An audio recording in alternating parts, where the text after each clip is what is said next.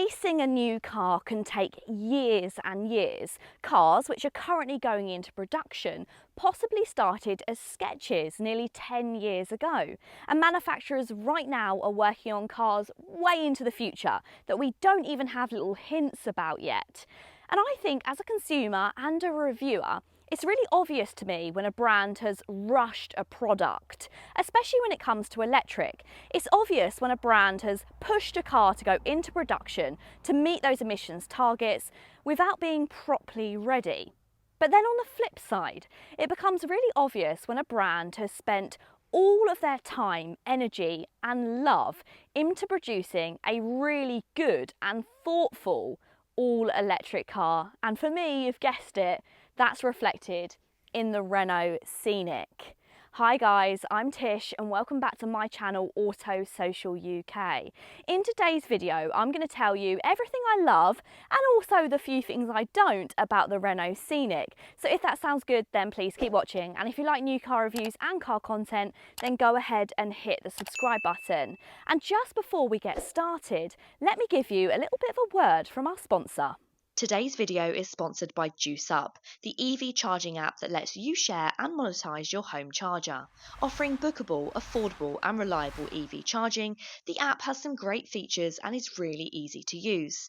And by using my promo code AUTOSOCIAL at sign up, you'll receive an amazing 180 days free use. So click the link in the description box to download the Juice Up app for Android and iPhone now and give it a try.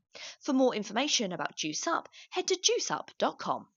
It really is obvious to me that Renault have really listened to the feedback on both the Zoe and also the latest Megane, and they've just worked upon the Megane to create, in my opinion, a superior product. They've kind of perfected it and tweaked it in every way. Now let's begin by talking about the design. I think personally this is one of the best looking SUV electric cars on sale today.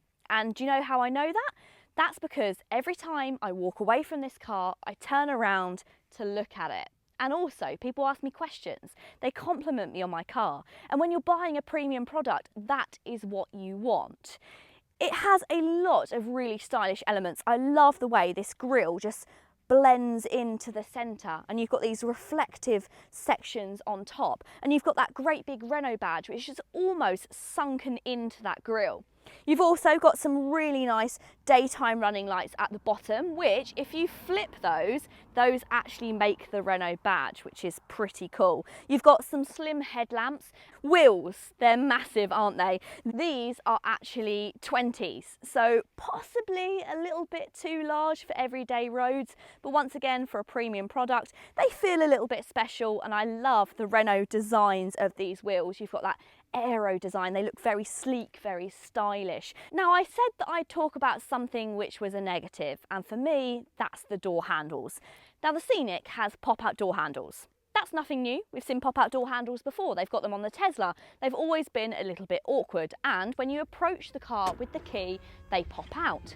But in this instance, when the key is in the car, they've gone back in. Now, to get back into the car is really, really awkward. You have to poke your finger in this part behind, hold it up using another one, and then using the other hand, you have to get in there and you have to open the door handle. It really is just a clunky way of doing things. Right, now let's check out the interior. The specification of this particular model has got to be my favourite. I do really like the Esprit Alpine trim levels, but for me personally, I love the interior of this. I love the light leather, the light seats. I really like the grey across the dashboard and the grey headlining. It feels very cohesive whilst being modern and a little bit edgy. You've got this almost wood effect which is etched in these tiny little squares. It just feels quite premium without being completely boring. But let me know, what do you think? Do you like this lighter interior? I understand that it possibly won't be practical for everyone. The layout of this cabin is really good as well. It takes a little bit of time to get used to a portrait screen, especially if you're used to a large landscape screen. But once you are used to it, it's really easy. And I love the fact that you've got the climate control dials almost on these little piano keys, and you've got just somewhere you can lean your thumb. It means they're really easy to use when driving. You've got a little bit of wireless charging just underneath the screen here, where your mobile phone can tuck really nice and neatly. I also love these connecting screens as well. They don't completely connect together, and I thought I would dislike that, but actually the setup is quite nice. The steering wheel is very cool as well. It's almost squared off in the shape. My only issue with these Renault steering wheels, and I'm sure you're sick of hearing it, is there's just a little bit too much going on. You've got loads of buttons, you've also got your drive mode buttons, you've got your regen paddles behind the steering wheel, you've got your lights, your wipers, your volume control, and your gear selections. So there is a lot going on, but I'm sure once you're used to it, everything's really intuitive. And the whole idea is that everything is right here in front of you without having to take your eyes off of the road. And when you take that practicality into account, then it definitely makes sense why they've set it up like this. In this centre console, I do find this slightly fiddly to use. There's just a little bit of buttons just down here, and that will lift up your centre console, in which you've got a little bit of storage inside here. It's not the biggest armrest storage of this class of car, but it's usable enough. You could fit a couple of water bottles in there, but you're not going to fit your laptop in it like you could in the new Ford Explorer. I also don't particularly like the fact that your USB-C chargers are tucked underneath this armrest. It just means they're a little bit difficult to find, but I really am being very pernickety because overall it's an excellent cabin, and you've got loads of storage up front, including one cup holder and a second cup holder which can be customised, and you've got loads of room down there which you'd be able to fit a handbag and various other items. I really have had a really positive driving experience with the Renault Scenic, and I've been thinking a lot about why it's so positive. And one of the main conclusions I've drawn is that the brand seems to have been super thoughtful when it comes to making the driver's life as simple as possible. And what do I mean about that? Well, there's loads of reasons, but I can think of 3 off the top of my head, so I'm going to talk about those now. Now, the first is safety features. I've spoken a lot about them in this channel, and there's new safety features which are standard for Europe. They turn on every time you turn the car on. They're things like traffic sign recognition, speed warnings, lane assist, anti-collision warning. And whilst all of these systems are in place to keep the driver and other road users super safe, they can be just a tiny bit intrusive at times.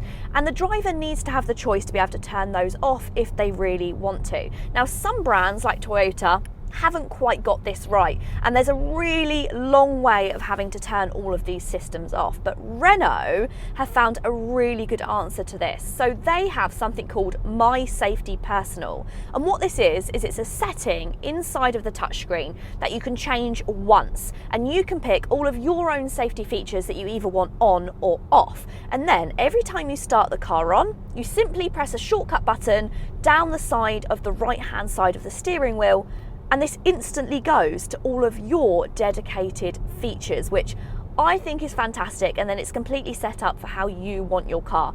It's a really easy way of doing things, and it gives the driver the choice. That's the first thing. Now, the second thing is the drive modes. You've got a button right here on the steering wheel. Now, don't get me wrong, I've spoken before that I don't like how much is going on the steering wheel of the Scenic, but I love this multi-sense button. Press this multi-sense button and you can instantly toggle through the different drive modes: eco, sport, personal and comfort.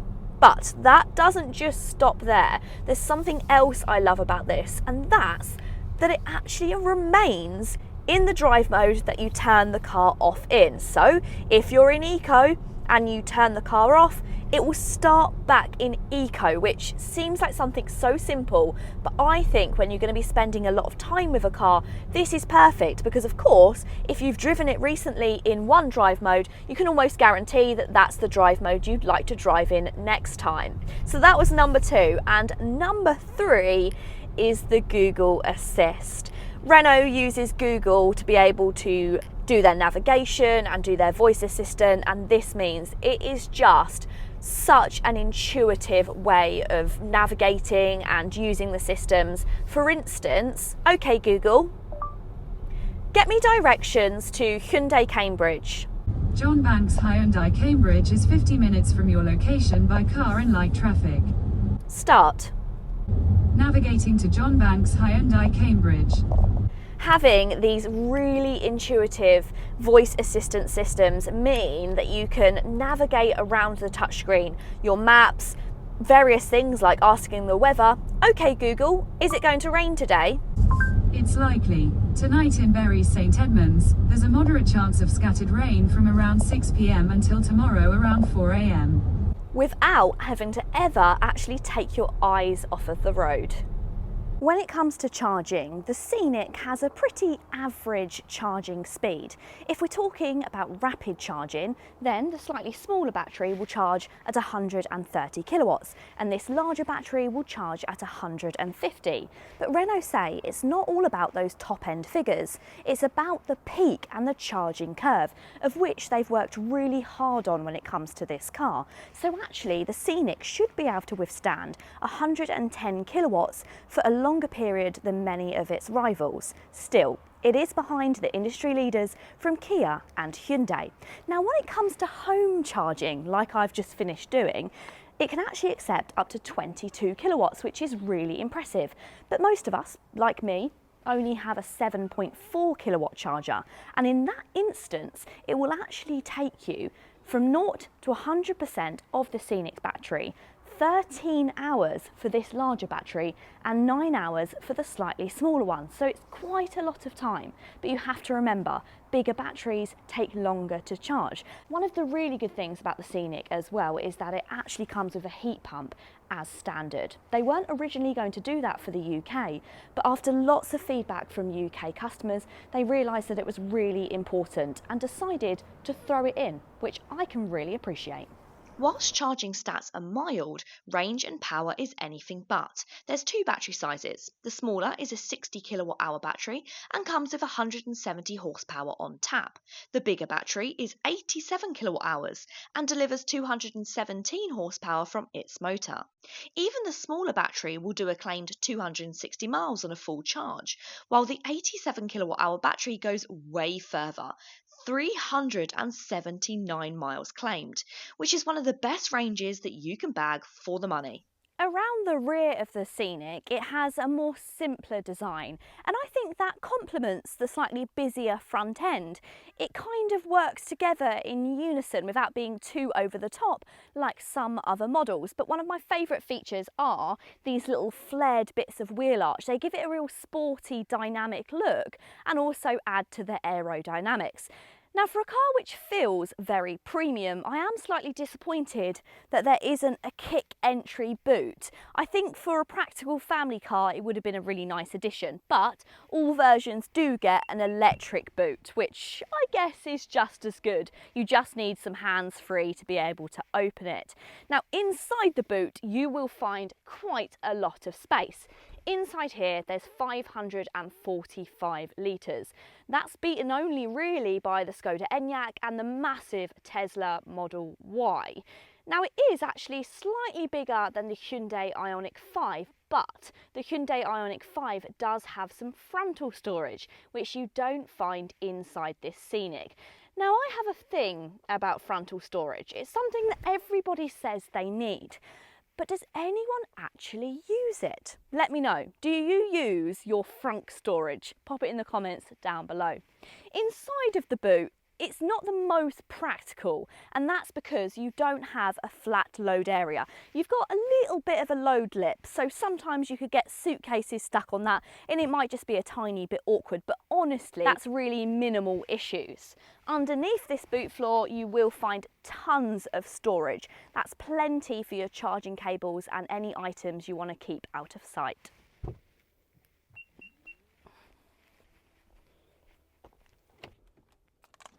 Not much of this car may resemble a Scenic, but it still holds the core values of the Scenic. We all know that car as a family MPV for carrying passengers in space and practicality. And this may be a 5-seater, but it still holds the ethos of being able to carry all of the family nice and comfortably. First of all, these rear doors open so nice and wide, so loading items into the back could not be easier. This is one of the biggest spaces into the back I've seen for a while. Once you are in the back, the space continues. It's really spacious in here. Even with the panoramic sunroof, I've got loads of headroom and I've got legroom for miles. I haven't moved this seat, it's in my driving position and there is so much space behind me. You can also pop your feet underneath the seat as well, so if you did have really long legs, it's going to be easily accommodating. The third seat is pretty practical as well because you have a nice flat bench and also a flat floor, so you won't be fighting for feet space. The only thing you might be fighting for is shoulder space, as it is a tiny bit tight when it comes to across the bench. Practicality wise, this is where it outshines many of its rivals. On these seats, you will find seat pockets, and you've also got somewhere to pop your mobile phone at the top. You've got felt lined door cards, so you won't have anything rattling around in these. And then this is the best bit. This pull-out centre armrest features lots and lots of handy things. For one, you've got this little pull-out part here where you'll find 2 USB-C chargers. Now, like lots of other cars, you've also got 2 USB-C chargers on this centre console with your air vents. So that means there's 4 chargers in the back, so no one should be complaining that they can't charge their devices. You then have these rotating pull-out cup holders, and these actually turn into device holders. So on the tops of these holders you can pop your mobile phone, or you can put a tablet, and you can either read or watch movies when you're either on the go or when you're charging the car. Now, you may be wondering, that's all well and good for rear seat passengers, but what if I want some through loading? Well, you still have through loading. There's a little tab at the top here, and then that middle seat folds all the way out to give you plenty of through loading space. It really is extremely practical.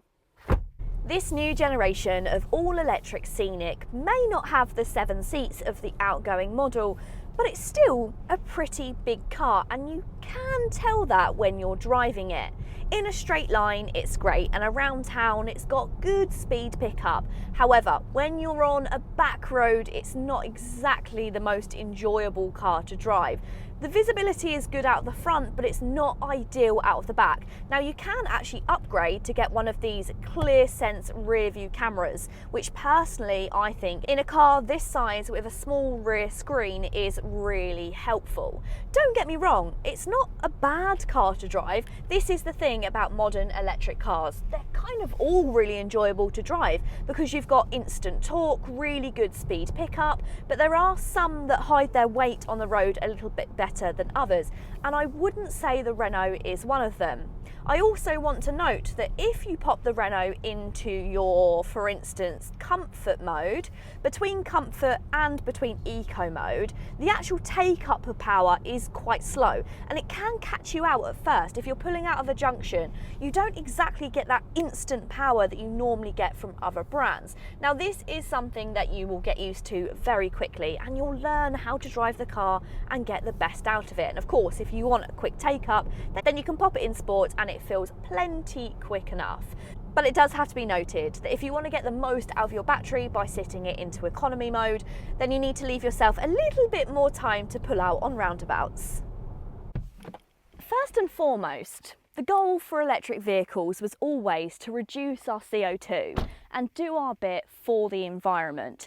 But it goes deeper than that. Electric vehicles were supposed to be the future of mobility, make our lives easier, and at times it's felt like they've made them a bit harder.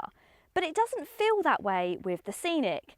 The really usable battery range, the good level of charging, and the really cool equipment on board mean that living with this car is a pleasure. I've really enjoyed it, but let me know, what do you think of the Renault Scenic? Pop it in the comments down below. And lastly, thank you so much to Juice Up for sponsoring this video. If you have enjoyed the video, please go ahead and give it a big thumbs up. And if you want to see more, then hit the subscribe button. Until next time, guys, see you later.